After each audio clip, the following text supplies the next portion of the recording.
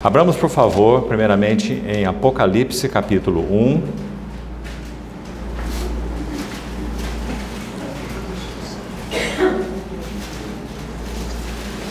E vamos ler apenas o verso 9. Apocalipse, capítulo 1, verso 9.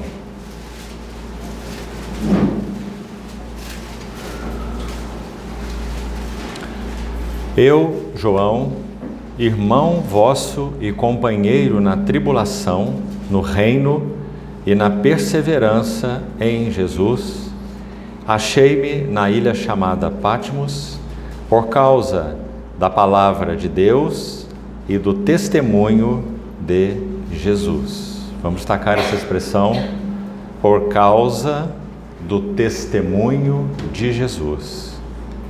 Ainda vamos à primeira epístola de Paulo aos Coríntios, 1 aos Coríntios, capítulo 2.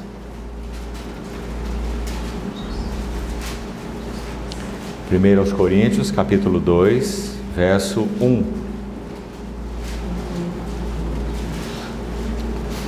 Primeiro aos Coríntios 2, 1. Eu, irmãos, quando fui ter convosco, anunciando-vos o testemunho de Deus, não o fiz com ostentação de linguagem ou de sabedoria, porque decidi nada saber entre vós, senão a Jesus Cristo e este crucificado. Aqui a mesma expressão, testemunho, que vimos em Apocalipse 1:9, é repetida. Aqui diz testemunho de Deus. Em Apocalipse 1 lemos o testemunho de Jesus. No que consiste, segundo esse verso 2, veja aí, o testemunho de Deus. Paulo diz, decidi nada saber entre vós. E usa essa expressão aí, porque eu decidi nada saber entre vós. Esse porquê está conectando o verso 2 ao verso 1. Então ele vai explicar, nos ajudar, com relação ao que é o testemunho de Deus. Então acompanhe com atenção. O que é o testemunho de Deus? O testemunho de Deus é Jesus Cristo, primeiro aspecto, e este crucificado. Vamos colocar de outra forma. O testemunho de Deus, segundo esse versículo, é as glórias, belezas, virtudes do nosso Senhor Jesus, virtudes e belezas pessoais, e as glórias e virtudes da sua obra realizada na cruz do Calvário. Por isso ele diz, Jesus Cristo, sua pessoa, e este crucificado, sua obra. Então, em que consiste o testemunho de Deus? Repetindo, nas glórias do Senhor Jesus. Hebreus 1 vai dizer que ele é o resplendor da glória, a expressão exata do ser de Deus. Então, a pessoa do Senhor Jesus e a obra do Senhor Jesus. Jesus Cristo e este crucificado. Vamos para mais um texto ainda. 1 João, capítulo 5, primeira epístola de João, capítulo 5. Aqui leiamos mais alguns versos com atenção, a partir do verso 6. 1 João, capítulo 5, verso 6. Desde já observe a repetição desse termo testemunho, que tem sido então a nossa ênfase aqui. Capítulo 5, verso 6. Este é aquele que veio por meio de água e sangue, Jesus Cristo. Não somente com água, mas com a água e com o sangue. E o Espírito é o que dá testemunho. Preste atenção, mais uma vez, a mesma ênfase, nesse verso 6, até o verso 12, vai nos ajudar de uma maneira imensa a compreendermos o que é o testemunho de Deus. Nós estaremos com esse tema todos os períodos em que estivermos juntos. Então, ouça com atenção. O Espírito é o que dá testemunho, porque o Espírito é a verdade. Pois há três que dão testemunho. Mais uma vez a ênfase no testemunho. 3 que dão testemunho no céu: o Pai, a Palavra ou o Verbo, Cristo, o Filho e o Espírito, ou seja, o Deus triuno, o Pai, o Verbo ou a Palavra e o Espírito Santo. E estes 3 são um, ou seja, esses 3 dão um único testemunho, certo?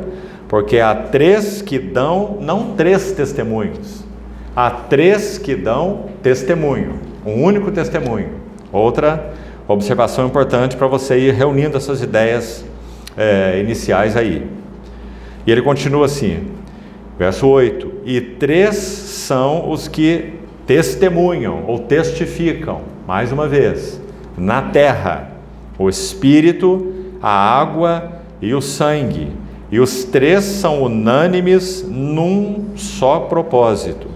Vamos parar um pouco nesse versículo aqui. Por isso esse texto diz que o Espírito Santo, a água e o sangue dão testemunho na terra. Quando nosso Senhor Jesus foi ascenso ao céu e foi entronizado, Atos capítulo 2, o Espírito Santo foi derramado, Pentecostes. Para quê? Para dar o testemunho de Deus nessa terra.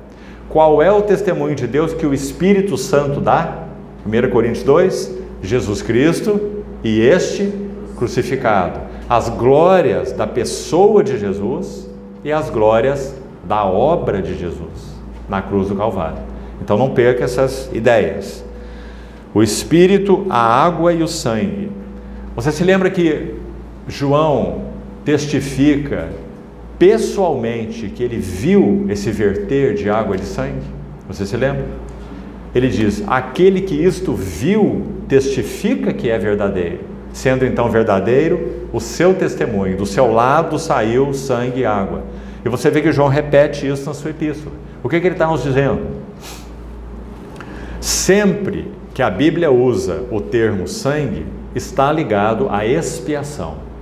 Lembre-se de Hebreus 9: sem derramamento de sangue não há remissão de pecados. Então o sangue está sempre ligado à remissão de pecados. E a água? Está ligada ao quê? João capítulo 3: quem não nascer da água e do Espírito não pode ver o reino de Deus. Nascer da água e do Espírito, nascer de novo, regeneração. Então a água está ligada à regeneração e o sangue está ligado à remissão de pecados. Então sangue, redenção; água, regeneração. O Espírito Santo, a água e o sangue dão testemunho na terra. Vamos tentar entender esse versículo agora então com mais clareza. O Espírito Santo que foi derramado, ele foi derramado para dar esse testemunho, que na verdade é um só, mas que tem 2 faces, como uma moeda de 2 faces. Ele dará testemunho do sangue, do valor do sangue, e ele dará testemunho da água.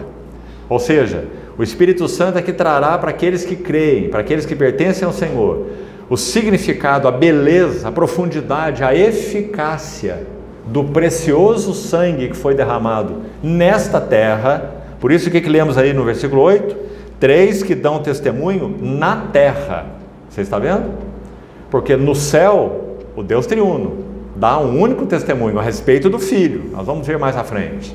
E na terra, o Espírito Santo que foi derramado para habitar da igreja na terra, ele dará um duplo testemunho, que então se completam. Testemunho sobre a eficácia eterna, perene, do precioso sangue do Cordeiro sem defeito e sem mácula. E também testemunho da água. Em que sentido? Ele é o Espírito regenerador.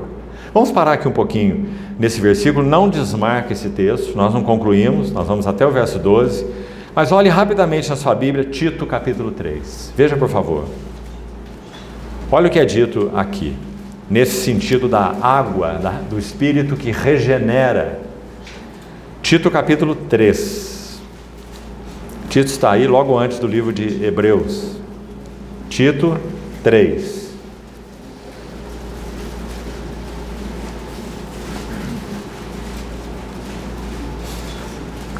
Olha que lindo o texto, a partir do verso 3. Tito 3, 3.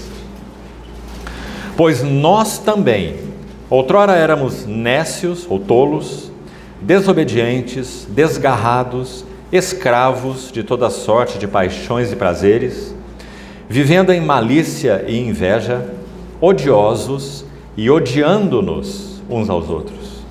Quando, porém, se manifestou a benignidade de Deus, nosso Salvador, e seu amor para com os homens, não por obras de justiça praticadas por nós, mas segundo sua misericórdia, Ele nos salvou mediante o lavar regenerador, olhe isso, e renovador do Espírito Santo. Então os irmãos estão vendo o Espírito Santo ligado diretamente a essa questão da água. Está vendo aí? Que João capítulo 3, João no seu Evangelho capítulo 3 mencionou. Quem não nascer da água e do Espírito. Então sangue tem relação com redenção ou remissão e a água tem relação com regeneração. Por isso diz lavar, regenerador do Espírito Santo. Vamos voltar para 1 João onde estávamos e seguir. 1 João capítulo 5, verso 9. Se admitimos, se recebemos o testemunho dos homens, o testemunho de Deus, olha aí, mais uma vez essa frase que também lemos em Coríntios 2. Quando eu fui ter convosco anunciando-vos o testemunho de Deus, não é? O que Paulo disse lá. Então aqui, 1 João 5, 9, se admitimos o testemunho dos homens, o testemunho de Deus é maior. Ora, este, singular, este é o testemunho de Deus que Ele dá acerca do seu Filho. Tão claro, não é? Então Deus, o Pai, o Deus eterno, tem um único testemunho a ser dado. É aquele testemunho que concerne as glórias da pessoa do seu Filho, e essas glórias não dependem da sua obra. Ele possui essas glórias e sempre possuiu eternamente. Não depende da obra realizada no Calvário. O Filho é o resplendor da glória. Por isso conhecê-lo é a nossa glória. Texto que nosso irmão leu na abertura também, Colossenses capítulo 1. Paulo diz: Cristo é em vós a esperança da glória. Ele nós anunciamos, advertindo todo homem, ensinando todo homem em toda sabedoria, para que apresentemos todo homem maduro em Cristo, né? Então Deus dá um único testemunho e é acerca do seu Filho. Verso 9. Veja mais. Aquele que crê no Filho de Deus tem em si o testemunho. Vai ficar mais claro ainda no final da leitura, mas já vamos parar aqui um pouquinho. Se está dizendo que aquele que recebe, você sabe que crer é receber, né? Aquele que crê no Filho tem o testemunho, só uma explicação para tudo que nós falamos até agora, para essas duas palavras se combinarem aí. É que o testemunho de Deus é exatamente o seu Filho. Quem crê no seu Filho, quem recebe o seu Filho, recebe o testemunho de Deus, não é? Seguindo, aquele que não dá crédito a Deus, o faz mentiroso, porque não crê, não recebe o testemunho que Deus dá acerca do seu Filho. Você observou que essa frase é a repetição do verso 9? Parte final? Olhe lá. Este é o testemunho de Deus que Ele dá acerca do seu Filho. Final do verso 9. E o final do verso 10.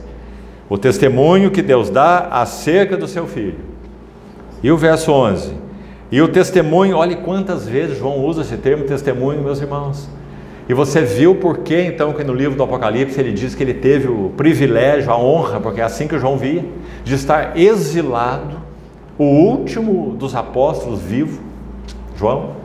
Ele estava exilado por causa da palavra de Deus, ele não era um bandido, ele não era um criminoso, ele estava exilado por causa da palavra de Deus e do testemunho de Jesus. Por isso eu gostaria muito que os irmãos prestassem atenção nisso. Nós gastaremos todo esse tempo introduzindo isso, para que nós saibamos então o que significa esse assunto de testemunho de Deus. Porque quando você ouve essa palavra, quase que posso afirmar, e ser ousado aqui, você frequentemente liga a testemunho pessoal. meu testemunho. Eu sou um cristão, então eu tenho que dar testemunho. Claro, isso está incluído, não é? Mas por que é assim? Qual que é a base do nosso testemunho? Em primeiro lugar, qual é o testemunho que nós temos para dar? É o testemunho, então, quem sabe que nós paramos de beber, paramos de fumar, paramos de adulterar? Qual é o nosso testemunho? É esse? O testemunho de Deus é aquele que Ele dá acerca do seu filho, não é? Porque o seu filho é o seu testemunho. Vamos lá. Verso 11. O testemunho é este, olhe com atenção, que Deus nos deu a vida eterna, e esta vida está no seu Filho. E olha o verso 12 como complementa. Aquele que tem, porque isso é crer, crer é receber. Aquele que tem o Filho, tem a vida. Aquele que não tem o Filho de Deus, não tem a vida. Então está tão claro, meus irmãos, o que significa o testemunho de Deus, o testemunho do Senhor. Agora, tendo isso em mente, abram por favor no livro de Jeremias, e agora nós vamos começar a palmilhar o nosso encargo central para essa introdução, para essa noite, entendendo esse assunto do significado então do testemunho de Deus. Profeta Jeremias, no capítulo 14, Jeremias 14, verso 21. Jeremias 14, 21.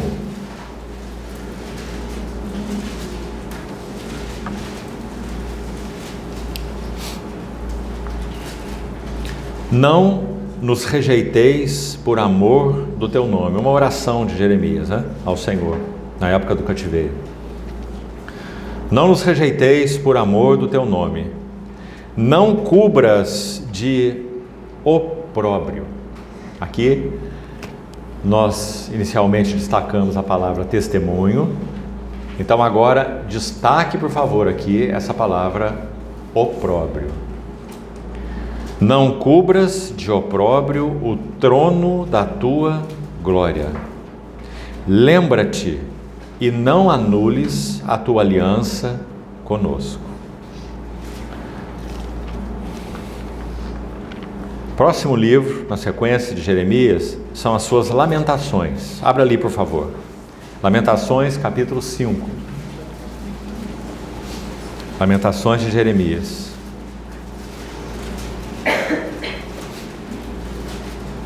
Capítulo 5, verso 1.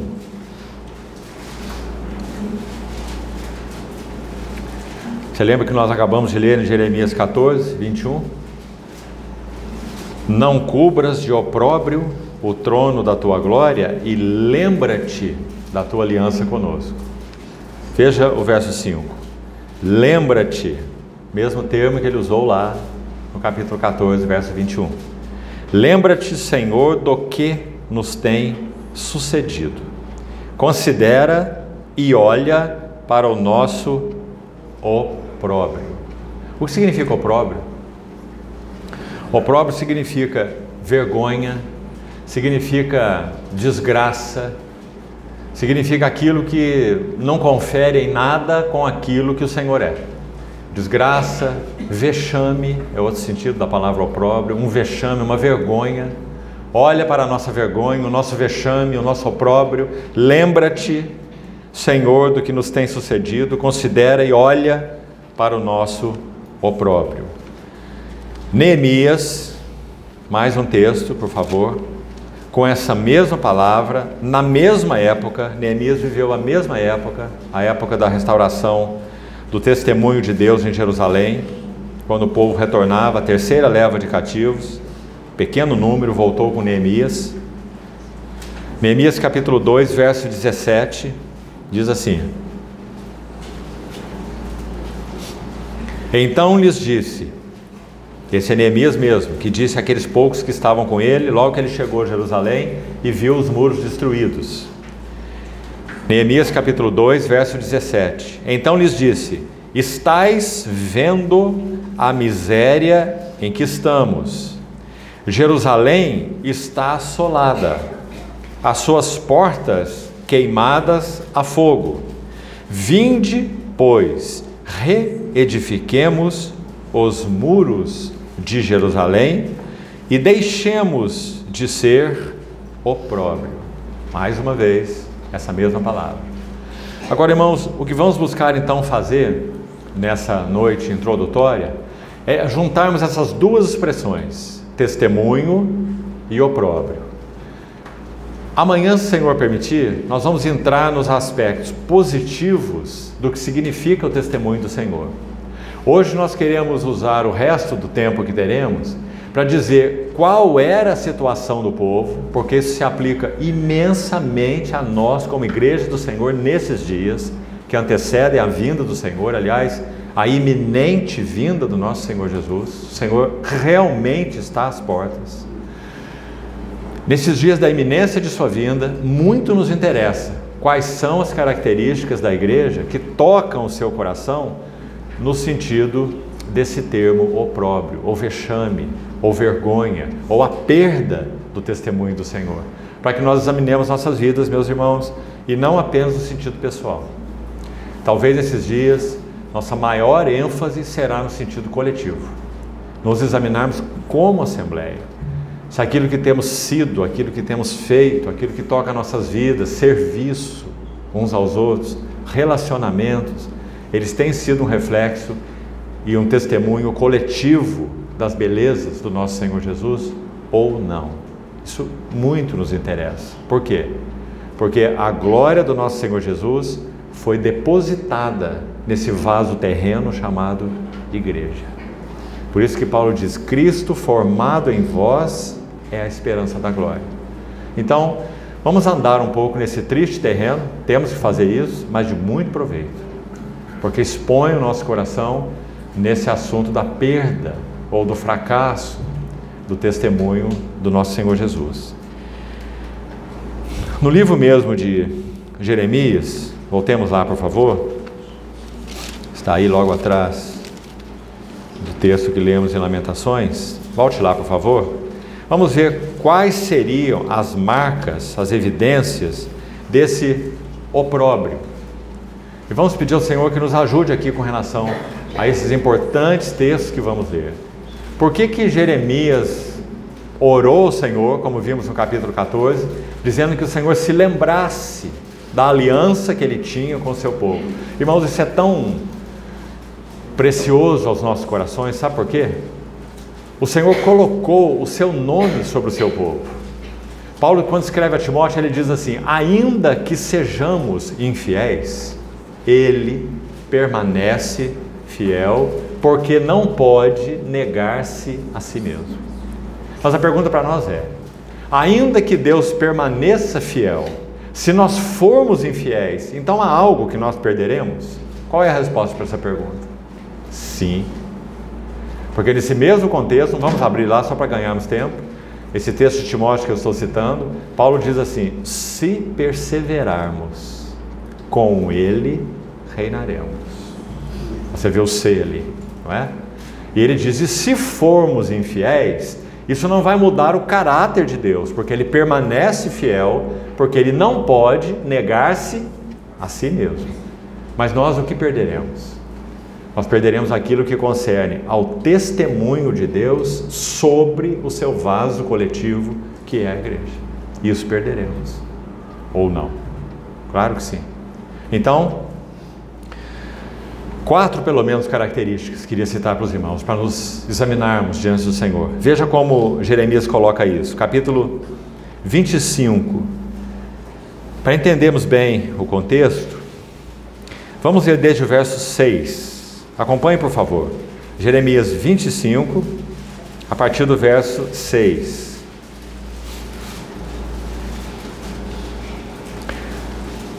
Por que o povo foi levado cativo para a Babilônia? Aí está a explicação, verso 6. Não andeis após outros deuses para os servires. E foi isso que eles fizeram. E para os adorardes. Nem me provoqueis a ira com as obras das vossas mãos. Não vos farei mal algum. Todavia, não me destes ouvidos, diz o Senhor, mas me provocastes a ira com as obras das vossas mãos para o vosso próprio mal. Quais são as obras das mãos deles que provocaram o Senhor? A ira e idolatria. Por isso eles foram enviados para a terra dos ídolos, terra de Babilônia. 70 anos passaram ali no cativeiro, até que foram recuperados pela fidelidade do Senhor. E eles foram infiéis, mas o Senhor permaneceu fiel. Agora toda uma geração foi perdida na Babilônia, não é verdade? 70 anos, meus irmãos, é uma geração. Então uma geração perdida na Babilônia. Na verdade podemos dizer também que foi uma segunda geração que voltou da Babilônia, porque a primeira foi perdida na Babilônia, não é? Então não me destes ouvidos, diz o Senhor, me provocastes a ira com as obras das vossas mãos para o vosso próprio mal. Portanto, assim diz o Senhor dos Exércitos, visto que não escutastes as minhas palavras, eis que mandarei buscar todas as tribos do norte, diz o Senhor, como também a Nabucodonosor, rei de Babilônia, meu servo. Que expressão é essa, não é? Nabucodonosor nunca foi um servo do Senhor no sentido de ser alguém do povo do Senhor. Ele era o rei da Babilônia, não é? Mas ele é chamado, assim como Ciro, que veio depois dele, de meu servo. Porque o Senhor está usando seus instrumentos, ainda que pagãos, que não pertencem ao povo da sua aliança, para cumprir os seus propósitos. Coisa tremenda essa. Então, Nabucodonosor é chamado de meu servo aqui nesse verso 9. Eu os trarei contra essa terra, seu povo, Israel, contra os seus moradores e contra todas essas nações em redor. Eu os destruirei, os porei por objeto de espanto e de assobio e de ruínas perpétuas. Essa ideia de espanto e assobio significa que algo que era tão bonito, que tinha uma aparência de glória, agora os que passavam por ela iriam então assobiar.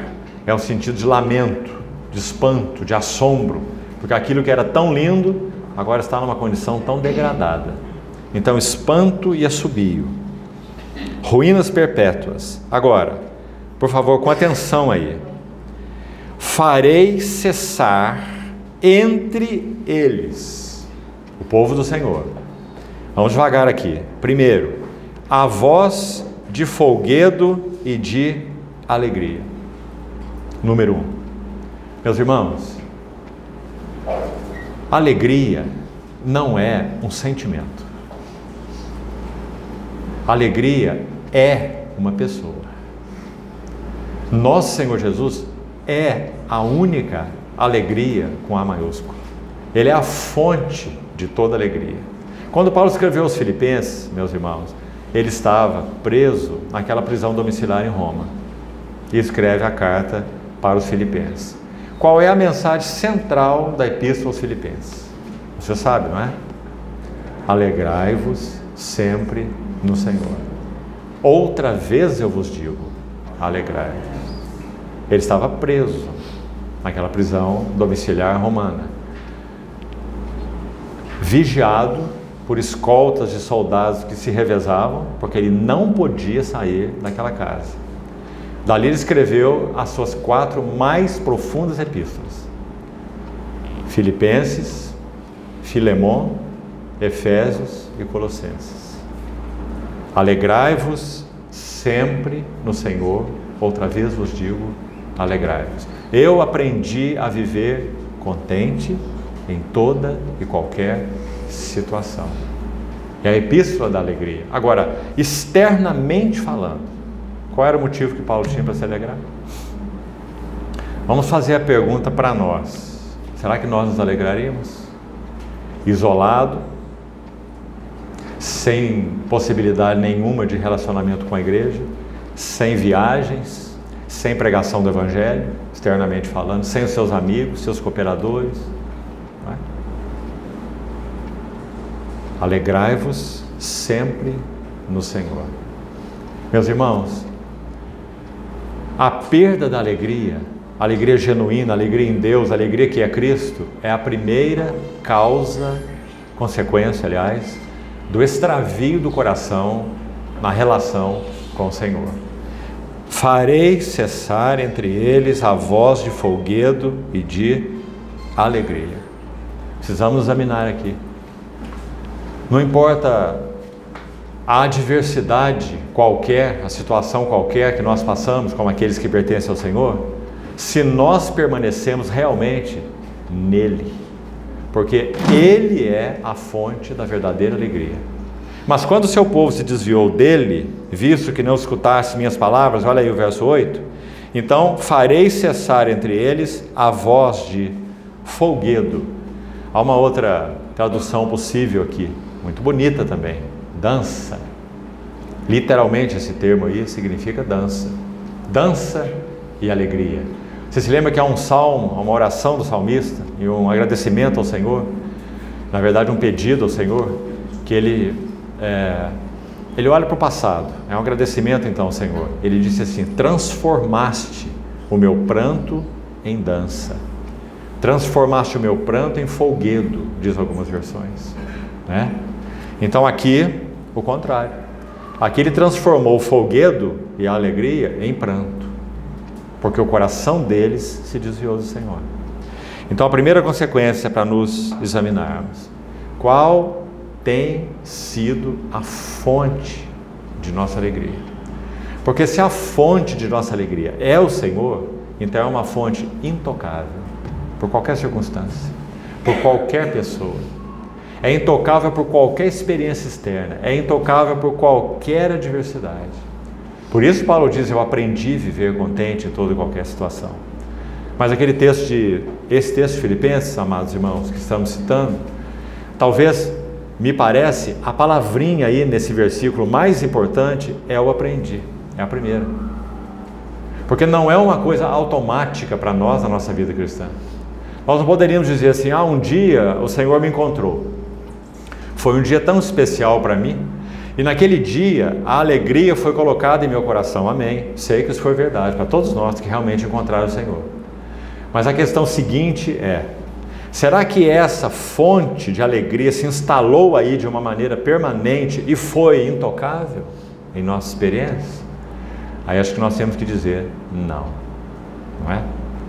Quantas vezes perdemos esse fio de alegrai-vos sempre no Senhor, independentemente de qualquer outra pessoa e de qualquer outra circunstância, independente de qualquer perda, e algumas perdas são fortes, não é? Perdas emocionais, privações, perdas relacionais são as mais fortes, não é verdade? Então, meus amados irmãos, quando o coração do povo de Deus se desviou do Senhor, aí está, olhe de novo: farei cessar entre eles a voz de dança e de alegria. Porque Ele, o Senhor, é a fonte da alegria. E eles abandonaram o Senhor. Como eles iam ter alegria? Segunda marca: a voz do noivo e da noiva. O que fala isso? Gozo relacional. Há outros textos que são mencionados essa questão de noivo e da noiva. Vou citar um deles para os irmãos verem como é bonito isso. Deixa aí esse texto de Jeremias marcado, por favor. Olha como Isaías coloca isso, no capítulo 61. Abra, por favor. Isaías 61. Verso 10. Olha que bonito o verso. Isaías 61, verso 10. Regozijar-me-ei muito no Senhor. Está vendo a mesma mensagem de Paulo em Filipenses? Alegrai-vos sempre no Senhor. Regozijar-me-ei muito no Senhor. Não é numa circunstância qualquer, não é numa pessoa qualquer, não é num assunto aí positivo qualquer, né?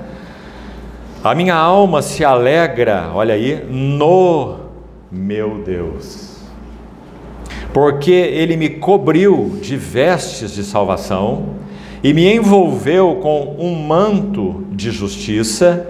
Agora olhe: como noivo que se adorna de turbante e como noiva que se enfeita com as suas joias. Está vendo que bonito?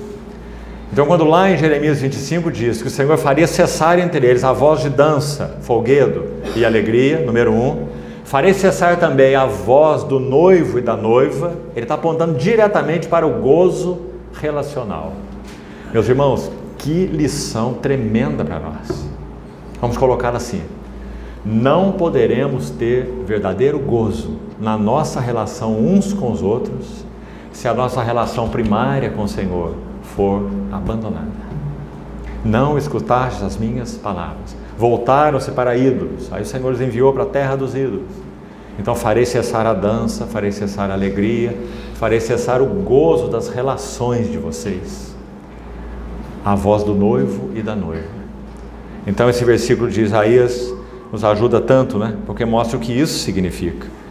Regozijar-me-ei, verso 10, a minha alma se alegra. Aí na sequência do verso 10 de Isaías 61, e por que regozijar-me-ei? Por que minha alma se alegra? Porque o Senhor me cobriu de vestes de salvação, me envolveu com manto de justiça, como um noivo que se adorna de turbante e como noiva que se enfeita com as suas joias.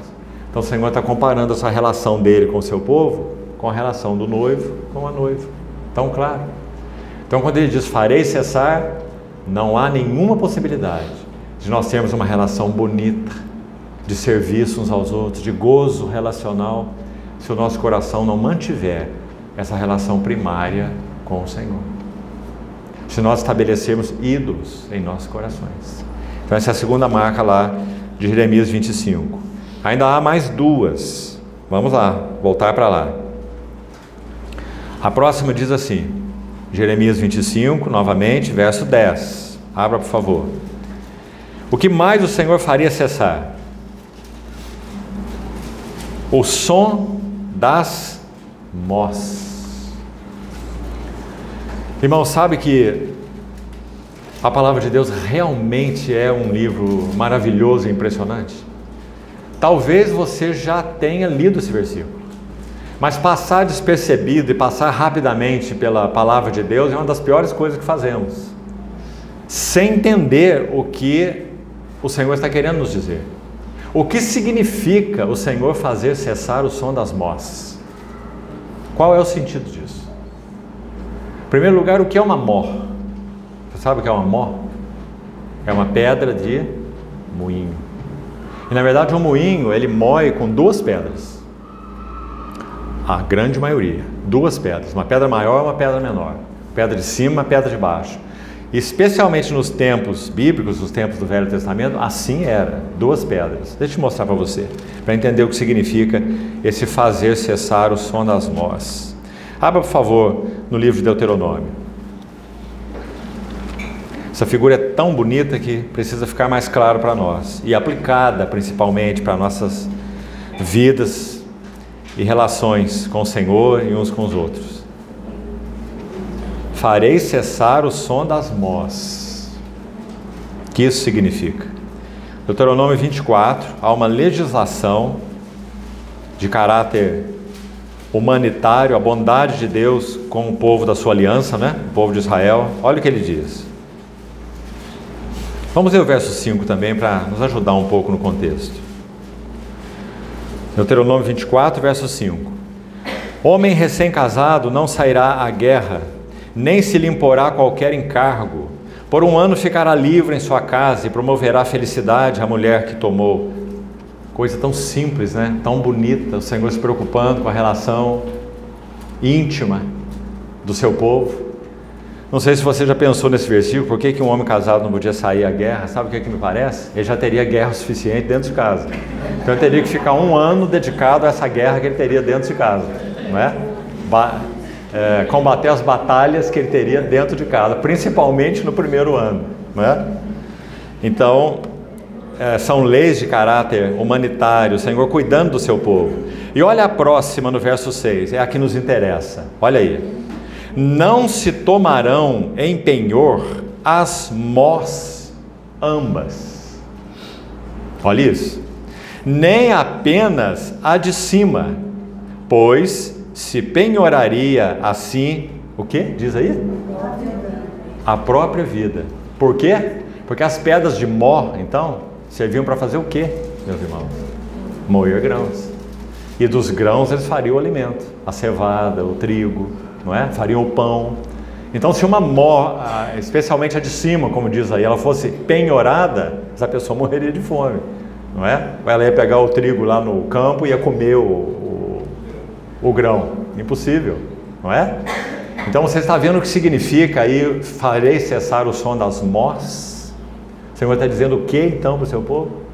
Vocês deixarão de ter alimento, sustento, provisão. Por quê? Porque vocês não escutaram minhas palavras. Porque vocês desviaram seu coração para deuses, no plural. Então farei cessar o som das mós. Que importante, meus irmãos, que importante. Olha o Salmo 104, por favor. Mesma ideia. Vamos lá. Salmo 104, verso 15.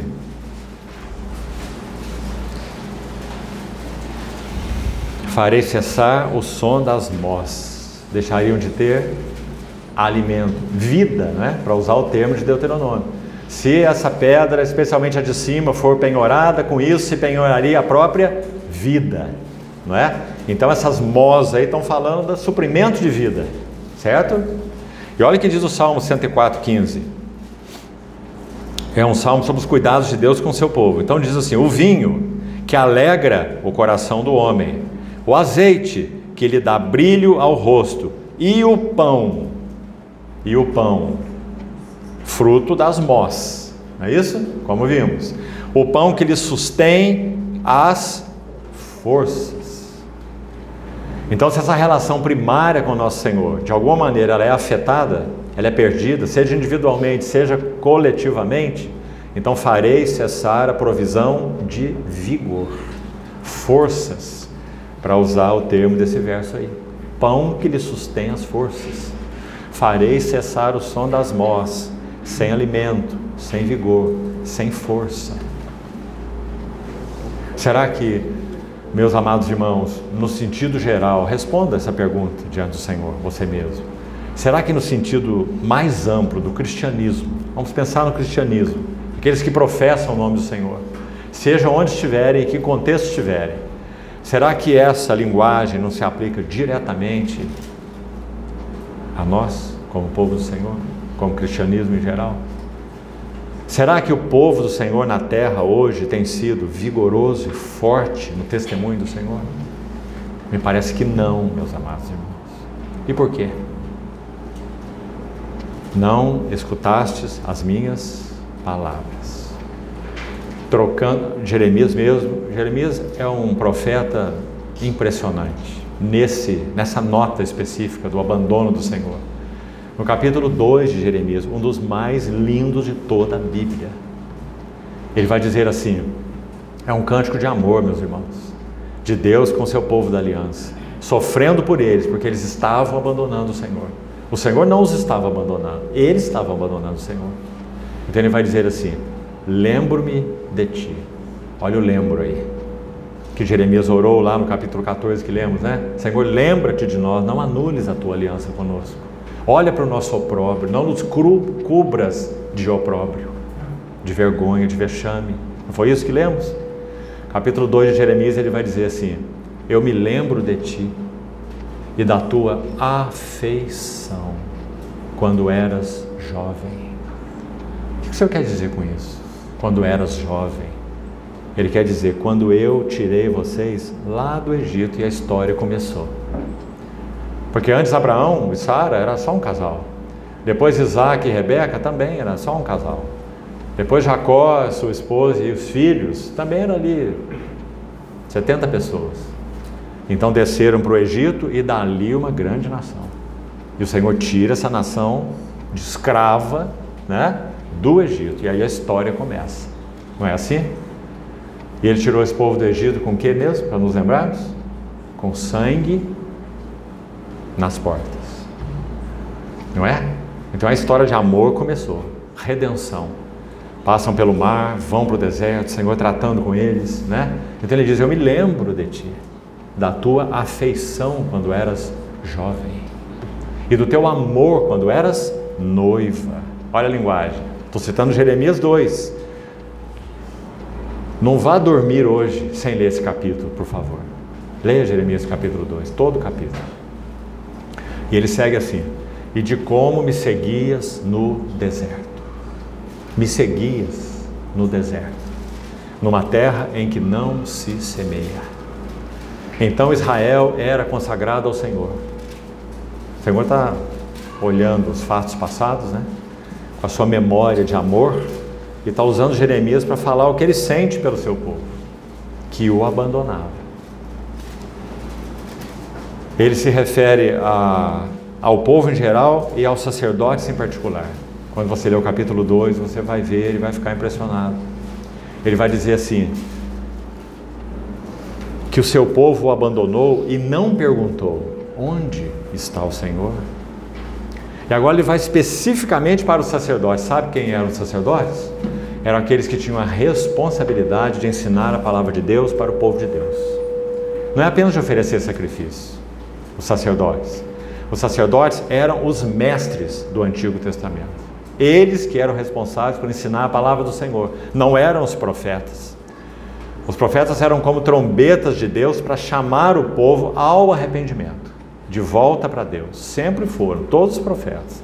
Mas quem ensinava a palavra de Deus para o povo eram os sacerdotes.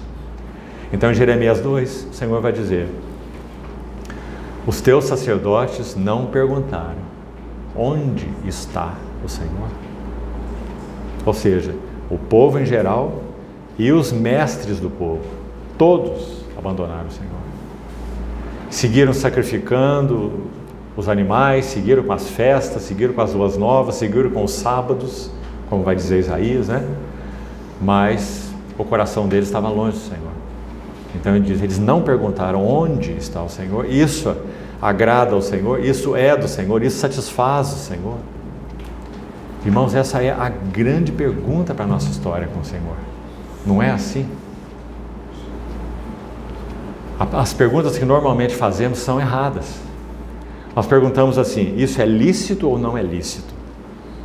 Isso é bom ou isso é mal?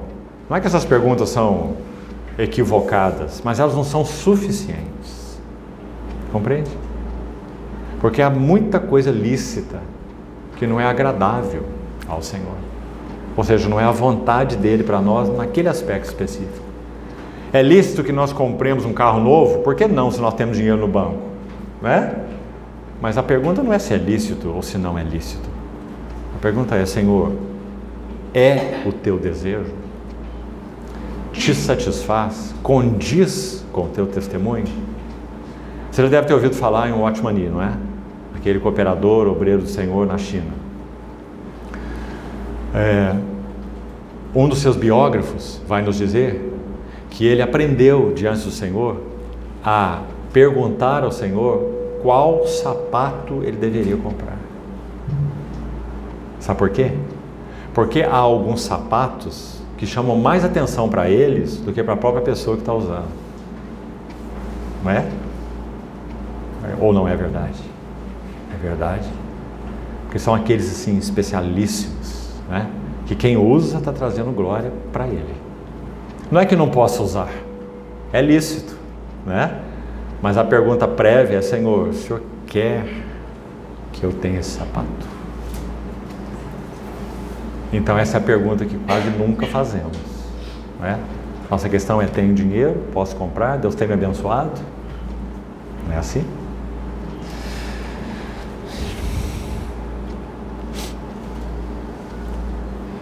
O último elemento de Jeremias 25, já estamos terminando por hoje, nossa introdução. Jeremias 25, 10. Por favor, leia então o capítulo 2 de Jeremias hoje, com calma no seu quartinho, quieto, antes de você ir para a cama, para que o Senhor te ajude, fale ao teu coração esse maravilhoso capítulo. Antes de ler aqui, deixa eu citar outra coisa que fala naquele capítulo 2, para aguçar aí o teu apetite para ler esse capítulo. É naquele capítulo que o Senhor diz assim: 2 males cometeu o meu povo.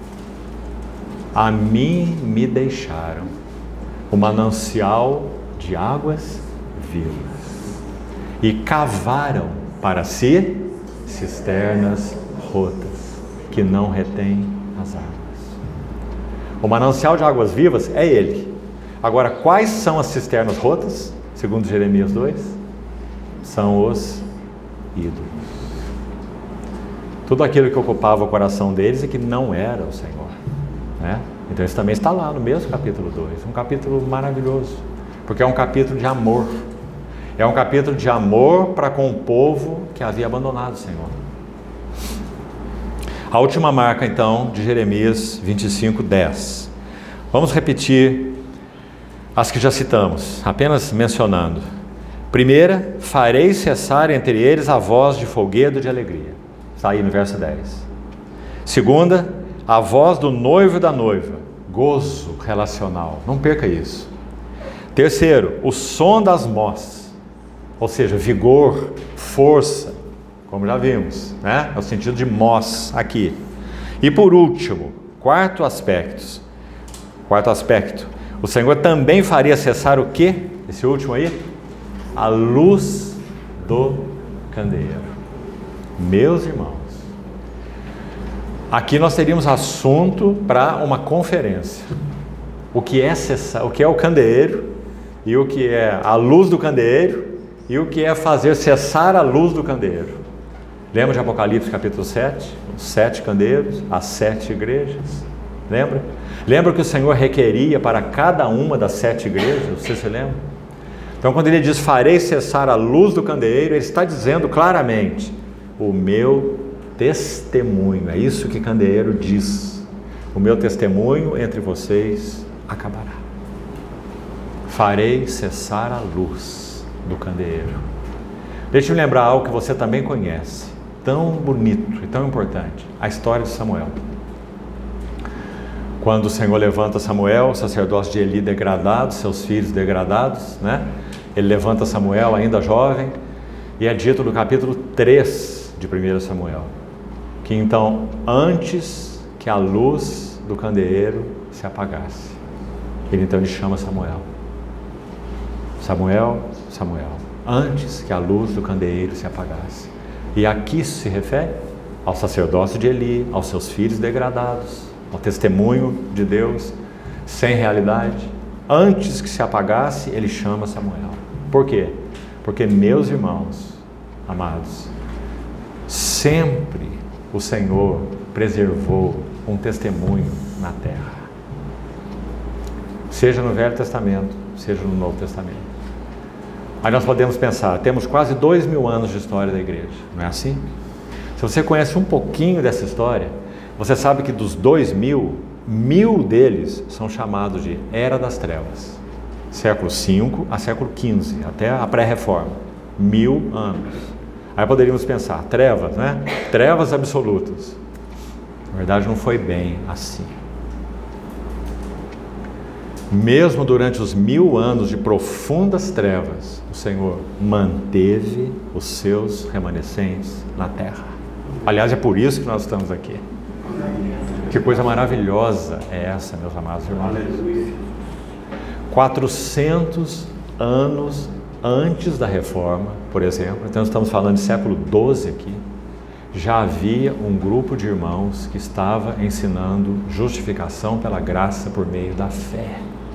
400 anos antes de Lutero e de Calvino. O Senhor sempre manteve o seu testemunho na terra. Agora, na imensa maioria das vezes, um pequenino povo. Agora, quando pensamos nos nossos dias, será que tem sido diferente? Não tem sido, irmãos, infelizmente. No sentido geral do cristianismo professo, quanta confusão, quanta degradação, quanta voz estranha. Amanhã nós examinaremos o livro de Lamentações. Se você quiser lê-lo, um pequenino livro, 5 capítulos, para você se preparar. E vamos examiná-lo. E vamos ver pelo que Jeremias lamentava. O opróbrio, como citamos, não é? Mas aí iremos ver a contraparte, ao mesmo tempo que veremos o que significa esse opróbrio, esse vexame, essa vergonha, essa perda do testemunho do Senhor, veremos então qual é o caminho para a recuperação do testemunho do Senhor. Porque é claro que isso nos interessa sobretudo, não é? Mas os dois lados nos interessam. Porque se fôssemos tocar apenas no sentido da recuperação, recuperar o quê? Nós temos que saber o que foi perdido, para que nós possamos recuperar, não é? Então esse livro de Lamentações vai nos ajudar tanto, meus irmãos, em 5 pequenos capítulos. Então, aí está, por último, para nós irmos encerrando. Farei cessar a luz do candeeiro. Então sim, escute isso. Mais uma ilustração do que eu acabei de falar, minutos atrás aqui. Foram 70 anos de cativeiro, não foi assim? Uma geração perdida, como citamos, não foi assim? Sabe quem estava lá durante esses 70 anos? Daniel. Sabe quem mais estava lá? Esdras. Esdras. O nome Esdras, no hebraico, significa ajuda, auxílio. Ele foi o homem, Esdras 7:10, seu livro, Esdras 7:10, diz assim: Esdras dispôs o seu coração, lá na Babilônia, para buscar a lei, a palavra do Senhor, e para a obedecer, a cumprir, e para a ensinar em Israel, dentro da Babilônia. Até que ele vai sair com aquela segunda leva de cativos, não foi nem a primeira, né? Ele não estava na primeira leva de cativos que saiu, ou seja, ele continuou servindo dentro da Babilônia, e servindo de um modo único, especialíssimo, porque ele recuperou. Esdras foi o homem que recuperou a palavra do Senhor na Babilônia. Isso não é maravilhoso, meus irmãos? Qual é o caminho para a recuperação do testemunho do Senhor na sua igreja? Em primeiro lugar, é a recuperação do vigor, da unção, da revelação da palavra do Senhor entre nós. Se não houver isso, não haverá recuperação do testemunho do Senhor. Então, que maravilhosa história é essa? Daniel lá, com as suas janelas abertas, não é assim? Orando em direção a Jerusalém. Um velhinho, quando a primeira leva de cativos saiu, com Zorobabel e Josué. Daniel não podia ir. Provavelmente ele foi levado cativo para a Babilônia com em torno de 15 a 17 anos de idade. Apenas um adolescente. E ele serviu ali, permaneceu ali por aqueles 70 anos. Então, se você somar isso, né, fica fácil, né? Quase 90 anos de idade. Então, quando saiu a primeira leva de cativo, Daniel não tinha saúde para fazer essa viagem horrorosa da Babilônia para Jerusalém. Então ele morreu na Babilônia. Mas foi a Daniel, o profeta, na Babilônia, esse vaso que não se contaminou na Babilônia, que o Senhor revelou quais seriam seus propósitos para com o seu povo, naquele capítulo tão importante chamado a profecia das 70 semanas de Daniel. Não é maravilhoso, irmãos? Assim age o nosso Deus. E o que Ele tem buscado nos dias de hoje? Na terra da confusão do cristianismo babilônico, Esdras, mais Esdras e mais Daniéis. Intercessão, Daniel, e a palavra do Senhor, Esdras. Oração e a palavra do Senhor. O que Pedro disse quando estava vendo aquele problema na distribuição de donativos entre as viúvas, em Atos capítulo 6? Você se lembra? Escolhei dentre vós 7 homens, de boa reputação, cheios do Espírito Santo, e encarregaremos deste serviço. Porque quanto a nós, esse nós eram os apóstolos, Pedro e os outros, nós nos consagraremos, nos dedicaremos à oração e o ministério da palavra. Daniel e Esdras. Porque esse é o caminho da recuperação do testemunho do Senhor. Então que o Senhor guarde essas coisas, irmãos, no nosso coração, nessa introdução. E amanhã nós vamos entrar no livro de Lamentações. E vamos buscar ajuda ali. para que o Senhor siga falando conosco. Vamos orar, então.